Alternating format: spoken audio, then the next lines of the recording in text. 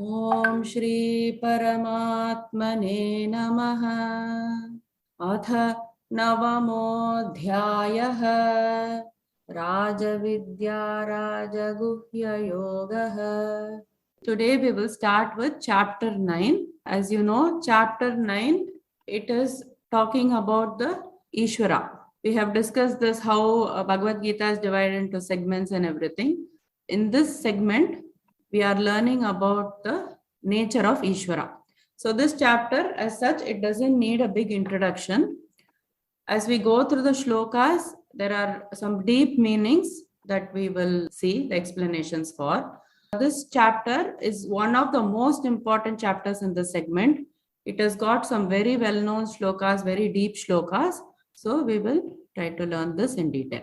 So last chapter talked about Krama Mukti. As I said, last chapter was a little bit apart. All chapters of the Bhagavad Gita is aimed towards getting the Jivan Mukti, liberation here and now. That is what all the chapters are aimed towards. So we are coming back into the goal of Jivan Mukti, and this chapter also is based on that only. So the main topics in this chapter will be Ishvara Swarupam, the nature of Ishvara. 7th chapter also we saw many things. We saw Para Prakriti, Apara Prakriti, then he explained his nature. Like that, this chapter will also talk about his Swarupam, the nature of Ishvara. Then this chapter will talk about Bhakti Upasana, which is combined. Upasanam is meditating on the Saguna Brahman, which is the Ishvara or the Brahman with Maya. And Bhakti and Upasana will lead to Nirguna Vichara. So that is the basis where you purify your mind using Bhakti. And then the third topic that will be covered is Ishvara Anugraha. That is a grace of Ishvara. So these are the main topics in this chapter. So as we go through these shlokas, we will get a grasp of it. So this is called Rajavidya Rajaguhya Yogam. What is the explanation of Rajavidya Rajaguhyam? That we will see in the second shloka. So I will start with the first shloka. Shri Bhagavan Idam tute guhyatamam pravakshyam yanasuyave jnanam vijnana sahitam yajñātvā mokṣyase shubhat.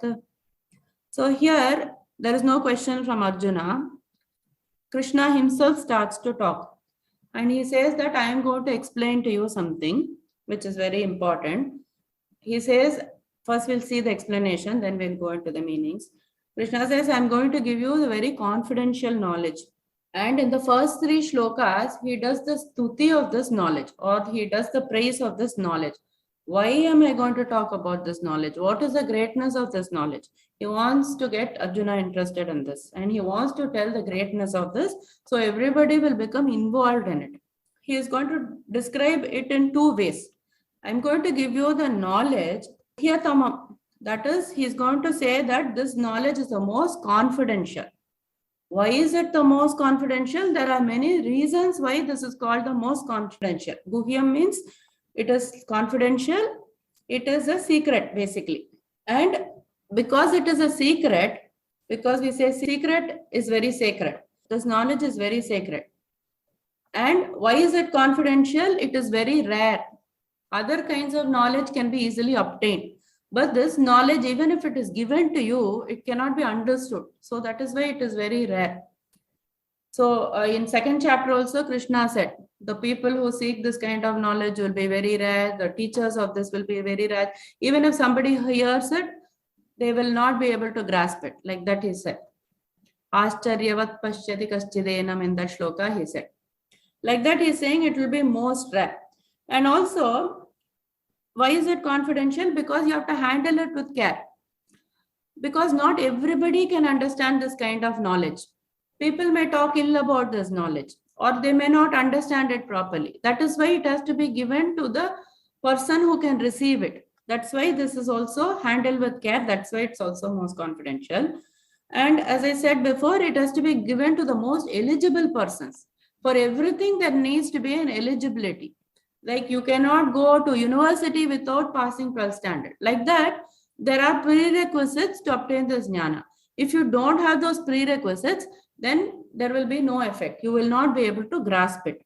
And then also to grab the attention, if you say, I'm going to tell you a secret, then you will be all ears for it. So Krishna is also using this tactic to say that, oh, this is a secret. Then we will all pay more attention. Like that also it is said. So that was Guhyatama. Then again he used another word which is Vijnana Sahita. This Vijnana word we have seen in the 7th chapter. Jnana and the Vijnana. Jnana means what? We said it is Paroksha Jnanam, that is indirect knowledge. Like suppose I gave this example, I haven't visited Delhi. So I asked my friend, how is Delhi? So she describes Delhi to me. Oh, it is the capital of India. And then, oh, it's got like big roads. It's got all these government buildings like that. So I just hear and I come to know of it. But the direct realization will only come when I go to Delhi. So that is called Vijnana. So we differentiated that Brahma Asti. That is, I know that there is something called this Brahman. I know that there is a reality called the Brahman. And then Vijnanam is what? Brahma Asmi. I am that reality. That realization when it comes, it is known as Vijnana. So that is the difference between Jnanam and Vijnana. So he also says that this knowledge along Vijnana Sahitam, along with this Vijnana, along with the way in which you will be able to realize it, like that I am going to give it to you. Like that he is telling Arjuna.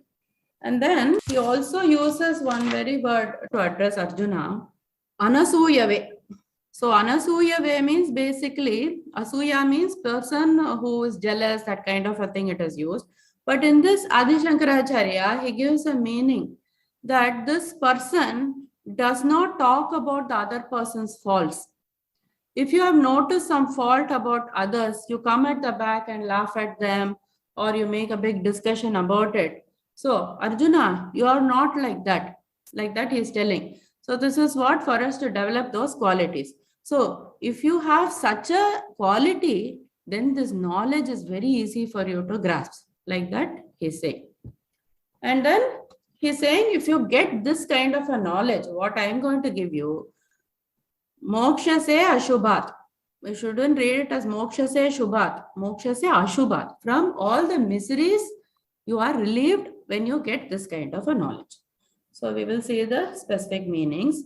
Shri Bhagavan Vacha. The Supreme Lord said, Idam tute guhyatama. Idam. So what is this Idam? This Paramatma Tattva. This Tattvam I am giving you, this real truth. I am going to tell you what is absolute reality.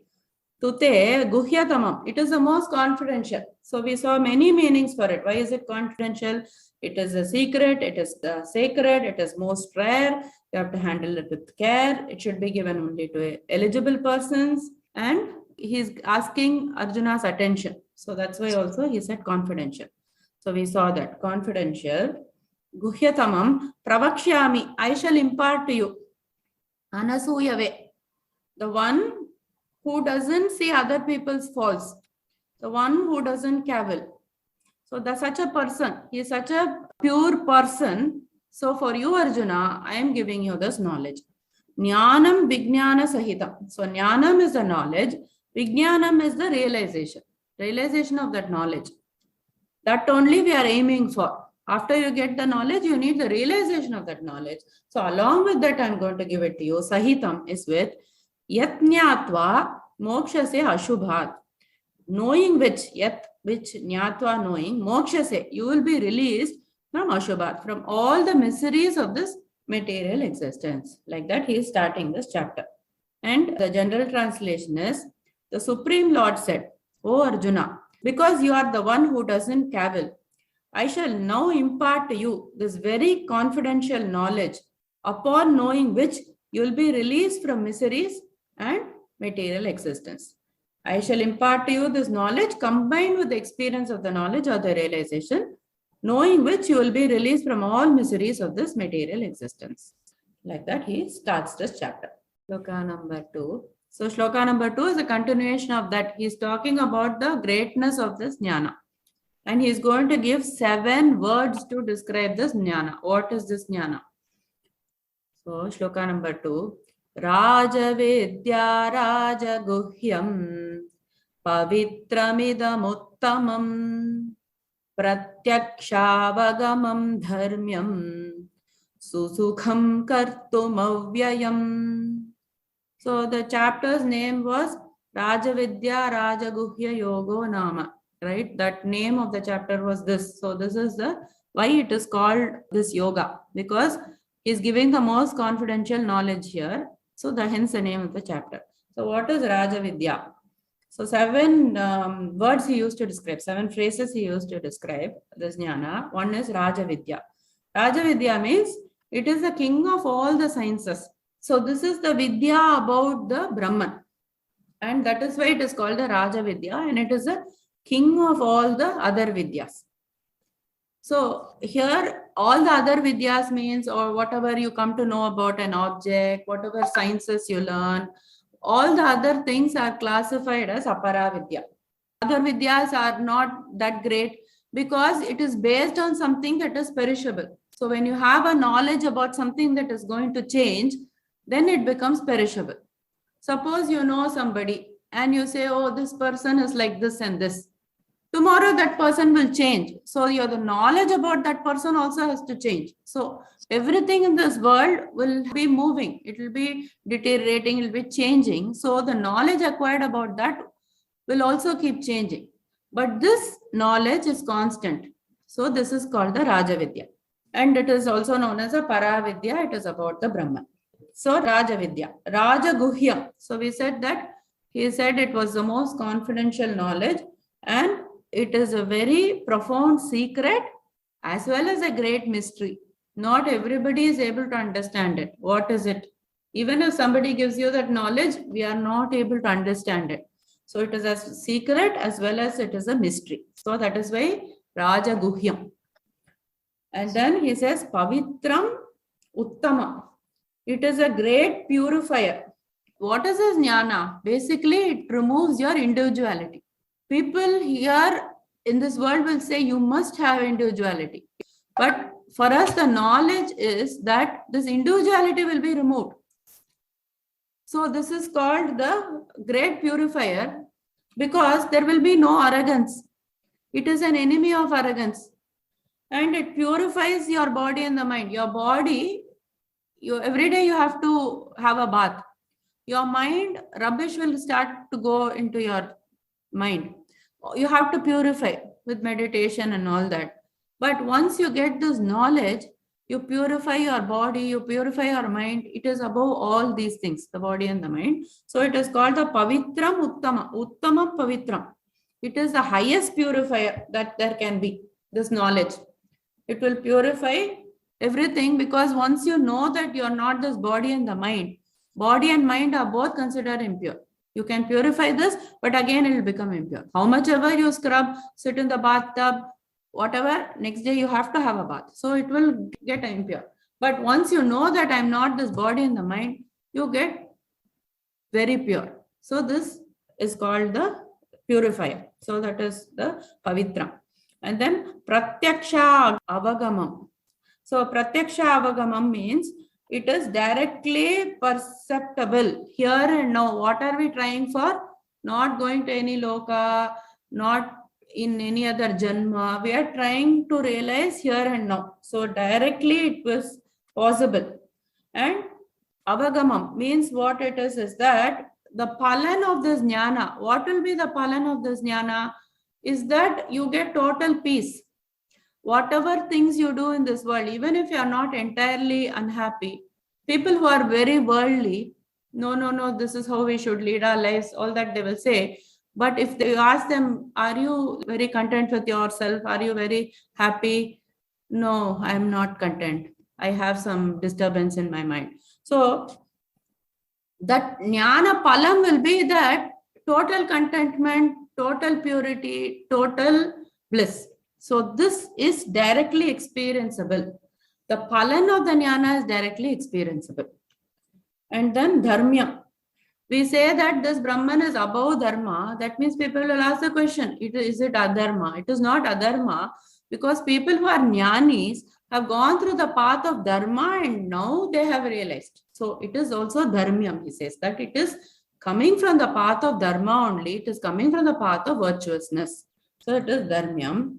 And susukam kartum avyayam. Susukam means it is very easy to get. He says to Arjuna, it is very easy to get. See, if you want to run locally, you want to run a marathon, little effort will be needed. If you want to run Olympics, great effort will be needed. So the effort will vary upon the goal. But actually this attaining the Brahman is the highest goal. But as you think it is not the effort, if you put it in, it will not go away. So today if you win one medal this year, next year again you have to go and win. You will no longer be the champion. After next year you have to again try to retain your title. But for this you don't need, because it is avyayam. It is imperishable. Once you get the result, that's it. So that is why he is saying it is susukam. It is also easily attainable and result of it is not perishable. Like that he describes this jnana. We'll go through the meanings again. Rajavidya. Rajavidya means king of sciences, and Rajaguhyam. It is the most profound secret. Pavitram. It is pure. Idam this. Uttama. It is the highest. It's the purest. That's what he is saying. And then Pratyaksha Avagamam. That means it is directly perceptible and it is directly realizable. The palan or the result of it is directly experienceable. And dharmyam, it is also virtuous. And susukam kartum avyayam. It is easy to practice and it is everlasting. The result is everlasting. So that's how he describes this knowledge. So the general translation is, this knowledge is the king of sciences. It is the most profound of all secrets. It is the best purifier. It is directly realizable and it is accordance with dharma. It is easy to practice and it has an everlasting effect. Sloka number 3, continuing on the same topic, glory of the knowledge. Ashraddadhana purushaha dharmasyasya parantapa aprapya mam nivartante mrityu samsara vartmani. In the first line, Ashraddadhanaha purushaha, we must add that visarga. It's not purusha, it's purushaha when we break. So while talking about the glory of this, he is also talking about the Shraddha Mahima, the faith, the need for faith. Why is faith needed? And he is also talking about the nature of the samsara. What is the samsara? So in chapter 4, he said 4.39, Shraddhavan labhate jnanam. So where he said that the person of faith, whoever is of faith will get the knowledge, like that he said. But we also say that for Advaita Vedanta, you go through kind of analysis, you clear the doubts, Shravanam, Mananam, which is clearing the doubts, like that is also there. So there is a conflict, faith and analysis, right? So what is faith? Basically, it is the stage before you get the knowledge. Like suppose I have something in my hand. I have the cap of this in my hand. I close this and I say there is a cap, pen cap here. So first is you will have to believe me. Oh, is there a pen cap? Right? Then when I open, you will see that there is a pen cap. Right? So before you see anything, you have to believe that it is there. Whatever the teacher is telling, whenever you go to school, you don't go with the notion that whatever he is saying is rubbish. First you go to school, then you learn what he has said. Then when you have doubts about it, then you ask. And then maybe you say, no, this is not right. But when you go into an institution, you don't say it's all rubbish, right? The precursor to the knowledge is faith. Whatever is said in the Shastras, whatever is said in the scriptures, whatever the Guru is telling, it is correct. They have experienced it. Like that feeling should be there. Only then you will be involved. If you go in with the mindset that it's all rubbish, then you cannot learn. So that is what is called as faith. Faith is the initial step. So only that person can progress towards knowledge. Like that he is saying, Shraddha is the first stage and it transforms into knowledge. Shraddha will be broken into 3. One is the Jnana Swarupam. Jnana Swarupa means you should have the belief, like whenever you are listening to the philosophy, like Advaita Vedanta, that when the teacher is telling there is only one, there is nothing other than that. There is only one thing which manifests as everything. So you should have faith that, okay, this is what he has realized and this is the true teaching. Like that faith should be there. And then jnana sadhana, instrument of knowledge. Like who is the instrument of knowledge? It will be those scriptures, it will be the Upanishads, it will be the teacher he himself has realized. So he will tell you that this is it. You should have faith in the books and you should have faith in the teacher. And the jnana palam, the result of the jnana. When they say that, okay, the result of this will be total contentment, the result of this will be total bliss, you should believe that, yes, this will be the palam. So if you lack faith in any of these things, then you are breaking down your faith. So you should have faith in all these three subcategories.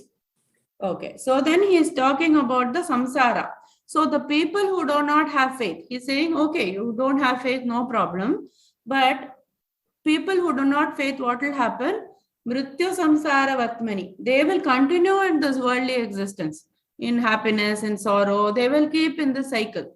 So if you want to break the cycle, develop the faith that, okay, whatever our books are telling is correct, then you start to get the knowledge. If you don't do that, you don't need to do that. But if you don't do that, you will continue in this cycle. Like that he is explaining. So you see the meanings. Ashraddadanaha Purushaha. Ashraddadanaha means the people without faith. Purushaha is such persons. Dharmasyasya parantapa. Asya dharmasya parantapa. Asya, this kind of dharma. What kind of dharma? They do not have faith in.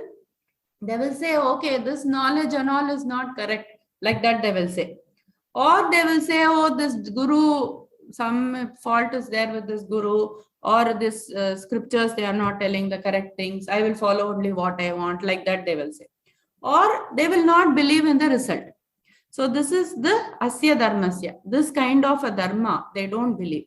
And then parantapa. So Arjuna, conqueror of the enemies, aprapya mam nivartante. Aprapya, without attaining me, nivartante, what is it? They come back.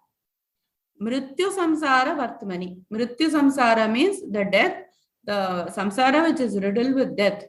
And vartmani, they will come back in this path again and again. Like that he said. So the general translation is, people who have no faith in this dharma are unable to attain me. O conqueror of enemies, they repeatedly come back to this world in the cycle of birth and death. Sorry, shloka number 4. Maya tatamidam sarvam jagadavyaktamurtina matsthani sarva bhutani nachaham teshvavasthitaha. So shloka 4 and 5 have very deep meaning. We are talking about philosophy here. So it has got very deep philosophical meaning. 4 to 10, basically, he is going to give the Ishvara Jnana Swarupam. He is going to talk about the nature of Ishvara, of which 4 and 5 shlokas are very important. We can see the Brahman in two angles. One is a Nirguna Brahman, the Brahman without Maya, and Saguna Brahman is a Brahman with Maya. In shloka number 4 to 5, he is talking about the Nirguna Brahman, which is the Saram of the Upanishad. It is Upanishad Saram, these shlokas 4 and 5. So he says here, I'm just giving you the gist, well then see the meanings. So he says here, whatever is manifested is pervaded by me. So this we have seen already.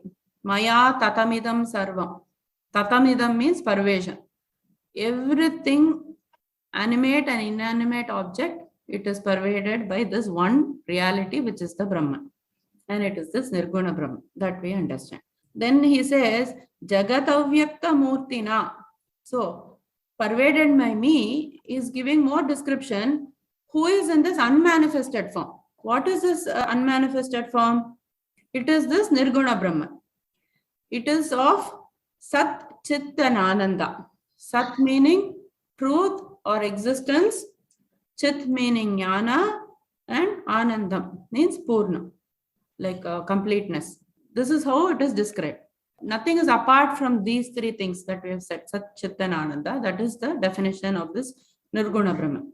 So the last line of the shloka and the first line of the next shloka is the Upanishad Sara. So what is the relationship between Ishvara and this Jagat? There are many beliefs. We will have come across Bhagavad Gita itself explained in various different ways. So to understand the philosophy, we must know a little bit about the other philosophies. Only then we will be able to go deep into it. So first philosophy says, Ishvara is different, Jagat is different. Jagat means including the jivas, including the people. I'm saying Jagat. Jagat is the world. World which includes all the people. So am I the same as Ishvara? They say no. You are not the same as Ishvara. Ishvara is the nimitta karana. That means he is the cause of the creation. He created you from up above and you are different. You cannot be the same as Ishvara. So this we know as the dualism. And then the Advaitins will say, no, this cannot be true, because if I have some qualities, I have some powers, and you say I am different from Ishvara, so Ishvara Shakti minus my Shakti. So Ishvara will become minus my Shakti. So Ishvara will not be the complete person. So like that the objection is given. So that is known as Dvaita. So this is the concept. The second concept is that no, we are not different from Ishvara. The Jiva is not different from Ishvara, but we are a part of the Ishvara. We are a Amsha of this Ishvara. This is known as the Vashishta Advaita, qualified monism. So the Advaitin will object because he says parts are subject to degradation. Suppose you say you have a hand and you say my finger is broken. Then doesn't it mean that the hand also has come to harm? So it cannot be. The completeness of this whole Brahman will be nullified. So this also cannot be true. And then the third category of the people will be that they will say, no, there is something called Ishvara, there is something called Jagat. But Jagat is Ishvara and Ishvara is Jagat. But the Jagat is real. Like that they will say.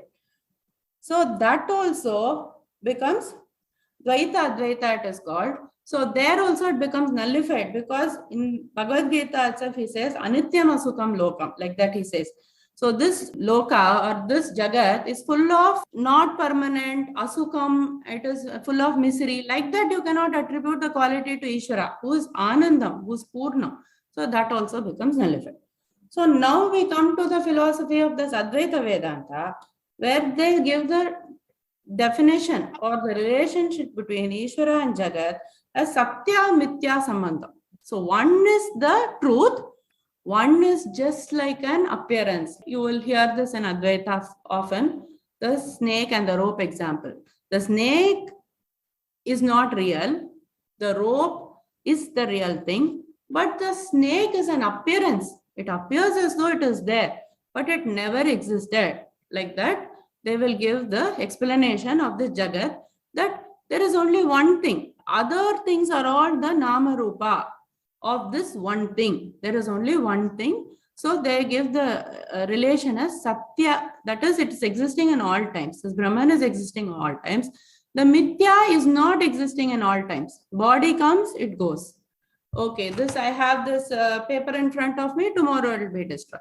Like that, it is not permanent in all times. So there is only one thing which is permanent, which is the Brahman. So that is a philosophy here. So how this comes into this shloka, Maya tatam idam sarvam, that is easy. So he says, I pervade everything. And I pervade everything as Jagat avyakta murtina, avyaktam. In the unmanifested form, I pervade everything. I am the Nirguna Brahman. Matsthani sarva bhutani. So he is saying that in me, sarva bhutani. In me, all the beings are reside. Like for example, we have clay, we have the pots. So the clay is saying, all the pots are in me. Basically, meaning to say that the pots are made out of me. Without clay, can the pots be there? It cannot be there. So if the clay is speaking, it will say, all the pots are in me, because I am the one who has provided the material to create all the pots. Like that it is saying. So that's the meaning of Matstani Sarva Bhutani. Nachaham Teshu Avastitaha. So I am not in them. Basically meaning what? For clay, the pots are depending on me, but I do not have to depend on the pots for my existence. Dependence is the word which is to be highlighted here.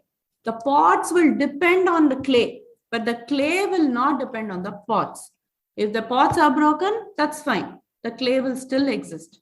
But the pots have to depend on the clay because the clay is what makes the pots. So that is what he is saying here. So matstani sarvabhutani. So all the pots are in me. Because why? The pots are dependent on me. And na aham teshu avastitaha. I do not have any dependence on those pots. I do not have any dependence on these jivas. I do not have any dependence on this jagat. Everything is only depending on me. Only because of me, everything has been created. Now, why we brought that subject of all the philosophies? Because the next shloka will go on to explain in Advaita Vedanta. That's why we had to bring all that philosophies. So there are 3 types of existence that we talk about. In chapter 2 also we saw 2.16.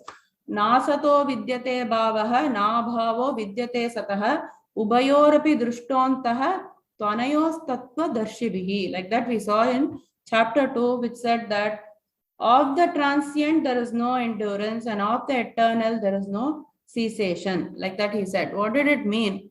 For the Brahman, there is never non-existence. But for the Mithya, there is never any existence. So what does it mean?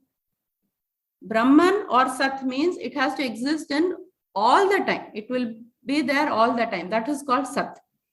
What is Asat?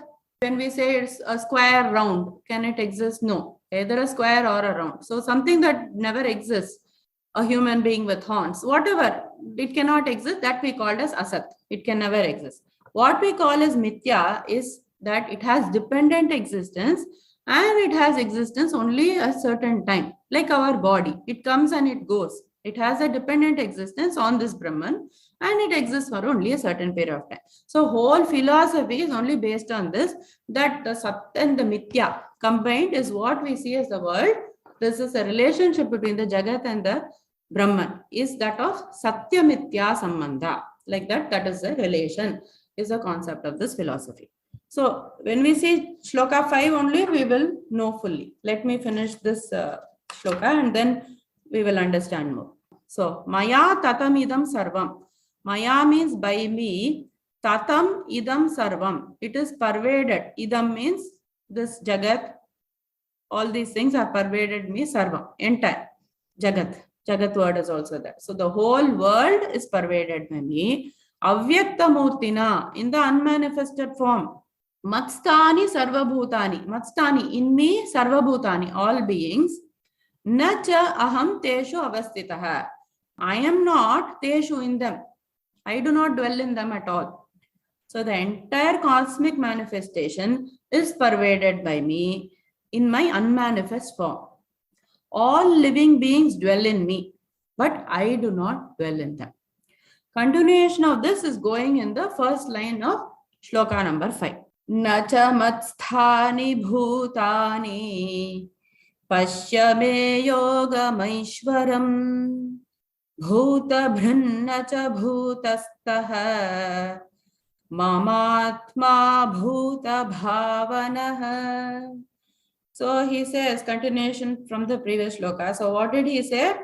The whole world is pervaded by me. Isha vasyam idam sarvam. Everything is pervaded by this Ishvara. So that was the first phrase. And then in which form? In the avyakta murtina form, in the unmanifested form. This whole jagat has dependence on me. But I do not have dependence on this world. Like that he finished. Now what he is saying is, Nacha matsthani bhutani pashyame yogamaishvara. So he says that, yes, all the pots are in me because they are dependent on me. I am not in the pots because I am not dependent on them. Now he says, Nacha matsthani bhutani. None of the beings are in me. He contradicts totally. He said first, they are in me. Now he's saying, the beings are not in me. What does this mean? That's why we have to bring that philosophy. It is the Satya Mithya Sambandha, that in reality there is nothing. You see it as two because of your ignorance. Once you know that there is only one, then you know that there is nothing in me also. I am only one. You associate name and form, all this is come from this one manifestation. So this is what it's been talked about. Only if there is a truth, a lie can exist. Without truth, a lie cannot exist. So similarly, without this Brahman, this whole world cannot exist. He said manifested beings are pervaded by the unmanifested form. Like the rope says, I am unmanifest and I pervade the snake. Like that, see, the snake doesn't exist in reality. It is only the rope. But somehow through your ignorance, because it was standing in the dark, you understood it as a snake. Like that only we are going through life. The wrong understanding, that is called ignorance. So, 𝐸𝑠havasyam idam sarvam, Adi Shankaracharya gives this meaning, not the pervasion of the world by Ishvara. Cover the whole world through Ishvara drishti. Like that he gives the meaning for 𝐸𝑠havasyam idam sarvam. Everything is only this Ishvara. It is just keep that drishti in you. Like that he is giving the explanation. So we'll see the meanings. Nacha matstani bhutani. Never matstani. Never abide in me bhutani. These living beings. It looks like he totally contradicted himself. Matstani sarva bhutani, he said. Here he is saying nacha matstani bhutani. Only because he is trying to highlight the Satya Mithya Sambandha. That this is not real. These beings actually are not real. They only have name and form. Like that. Bhutani, Pashyame Yogam Aishwaram. See, this is my divine energy, Maya, through which I am able to bring this forward. Bhutabrit na cha bhutastaha. Bhutabrit means this I am, he is explaining about himself here. Krishna as Ishvara. Bhutabrit, I am the sustainer of all the living beings. Bhutastaha, dwell in all the living beings. Mamatma Bhutabhavanaha, I am the creator of all the living beings. As Ishvara, I am doing all these things. But in reality, there is only one, which is the unmanifest form. And it is only through the power of Maya that you see the duality of the things. If it is not there, there is only one reality. So the general translation is, and yet the living beings do not abide in me. Behold the mystery of my divine energy. Although I am the creator and the sustainer of all the living beings, I am not influenced by them or by material nature. Now he will go slightly into a different topic to say that I am not dependent on them and I am not having any attachment to the results, or whatever I am doing as Ishvara, though I sustain this whole world, it doesn't affect me. Because why? There is no attachment to me for the results of the work. That's why I am above everything. This applies for jivas. That's why this topic is coming. The whole chapter is not like this. So only these two slokas, little bit more deep. But the rest of the chapter is really easy. So he is telling this to give us another kind of a vision. To say the asangatvam, the detachment, to bring the detachment is bringing all these topics. I also do everything as Ishvara, but I am not attached to anything. As a jiva, you also do everything properly, but don't be attached to anything. That's the message he wants to give. Shloka number 6. Yatha kashasthito nityam vayu sarvatra gomahan tatha sarvani bhutani matsthani tyupadharaya. He brings an example here. He is talking about the true nature of himself as Ishvara, highlights asangatvam or non-attachment here. Two things cannot be attached. Mithya and this mithya are in different states of reality. And they are not attached to each other. Like that, you as a jiva, you don't have to be attached to this world. Just like the mirage, it doesn't have any attachment, right? There is no water. The water in the mirage, is it attached to the sand? No, because there is no reality in that. Just like that, he gives the example here. Akasha and Vayu. Akasha translated as not sky. It is translated as ether or space, like that. And there is air in the space. If suppose you have a bad smell in the air, is it polluting the space? No, the space will be just the same. It doesn't affect the space. Just like that, he says, all these beings are created by me, but I am not attached to any of them. Just like the Akasha, the space, and the Vayu. Like that, he is giving the example here. So he says, Yata Akasha Sthitaha Nityam. So Yata, just like the Akasha, in the Akasha, Nityam, always, Vayuhu, Sarvatra Gaha Mahan. So this Vayu, which is blowing everywhere and it is mighty, this Vayu is resting always in this space. Tata Sarvani Bhutani Matstani Iti Upadharaya. Just like that, know that all the beings are residing in me, or all the beings are abiding in me, meaning that all the beings are dependent on me. But actually, in reality, they are not attached to me. Shloka number 7. Sarva Bhutani Kaunteya Prakritim Yanti Mamika Kalpakshaye Punastani Kalpado Visrujamyaham. Just like he told in the previous chapter, there is a kalpa. At the end of the kalpa, all the beings will come back into the causal form. At the beginning of the kalpa, avashaha, he used that word, right, in the last chapter. They will helplessly come into existence. So two states are there, avyaktam and vyaktam. Avyaktam means unmanifest and vyaktam means manifest. So he says here, I bring forth beings from the unmanifest to the manifest by the power of my Maya, and all beings come back into the seed form or the causal form. They will come back and they will be again manifested. That's all he's saying here. Sarva Bhutani Kaunteya, all the beings, O Arjuna, Prakritim Yanti Mamikam. Prakriti means it is the material energy. Yanti Mamikam, merges into me. Kalpakshaye. At the end of the kalpa, we saw that in the previous chapter, they will merge into me. All these things will merge into me. Punaha tani kalpado visrajami aham. Punaha means again, tani them. Kalpado, at the beginning of the kalpa, visrajami, I will manifest them. Aham, I will manifest them again. At the end of the kalpa, all living beings merge into my primordial material energy. Or you can say into the seedal form, which we also call the Maya. At the beginning of the next creation, O son of Kunti, I manifest them again. Shloka number 8. Prakritim swamavashtabhya visrujami punah punaha bhutagramamimam kritsnam avasham prakritervashat. Same thing he's saying here.